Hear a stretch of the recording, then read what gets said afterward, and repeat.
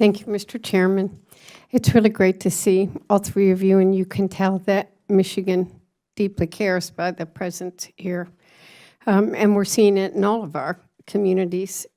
Unfortunately, as you're talking about Wolverine, it went into the Huron River and came down into my district, and there is very much an environmental justice issue here, because when you ask if people test for water, the community of Ann Arbor is like two of your communities and tests for it weekly in screens and gives, educates. It's becoming one of the municipalities across the country. And yet there are many other areas like Dan's and Flint where the water did become polluted, and we've got to talk about that. We're going to hear from our states, and our state director. Michigan has been a state that, unfortunately, because of Flint, people pay attention to these issues.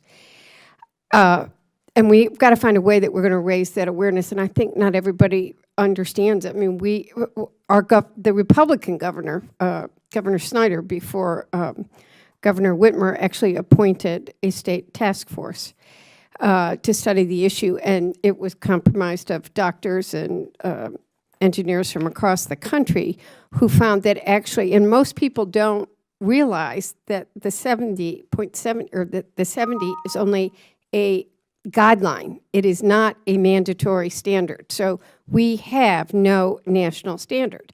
And Governor Snyder's task force found that that was probably too high a number. But I guess I'd like to ask you, Ms. Donovan, because North Carolina is I think another state that's more aware than many other states. And we know that their defense, we've had, it's also important to we understand that firefighting foam, and there are a lot of things that we're doing, good things that cause this, and we don't know how to get rid of it. We don't know how to clean it up, which is another very real issue. But in Michigan, and we're going to hear more testimony about that, and you talked about it, we're looking for it. What's the state of North Carolina doing? So right now, I'd just like to point out, too, we don't know how to get rid of it. We need to stop it at the tap then, because if we don't know how to get rid of this stuff, then we don't need any more research. We need to stop it, test the ones that are safe, and then re-release them out onto product.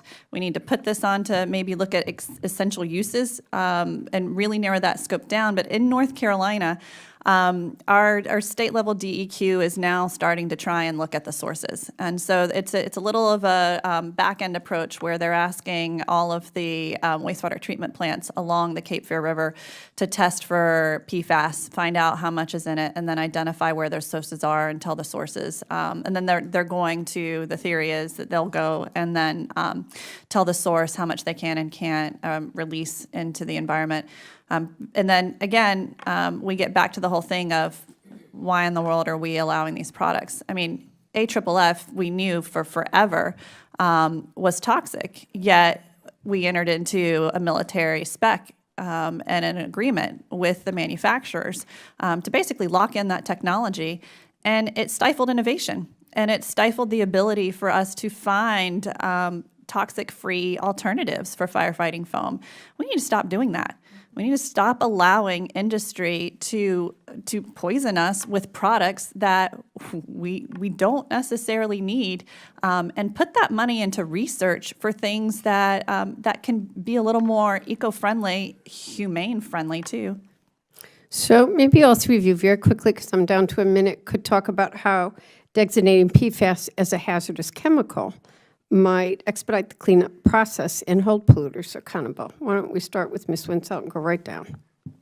I think the obvious thing is I need polluters to be held accountable so that my tax dollars don't go to clean it up, because I need my tax dollars to go to children's protective services and mental health funding and education and that. So that's why I need that. Yeah, if we don't designate PFAS, all of them as a class, as a hazardous substance, you're guaranteeing that I'm having to pay for the cleanup. And we're looking at $100 million in Brunswick County and $46 million in New Hanover County. So if we can get these designated, then that at least gives the EPA the possibility to go back to the polluter and get the polluter to pay. Otherwise, you're also forcing us to spend long legal battles, which is what we're doing right now. These are long legal battles. We have no clean water. Mr. Bailey? I think our first course of action would be to stop allowing companies to pollute. Right now, they can go dump any amount they want. I think electing this as a hazard chemical would stop that, hopefully, and move forward. Thank you, Mr. Chairman.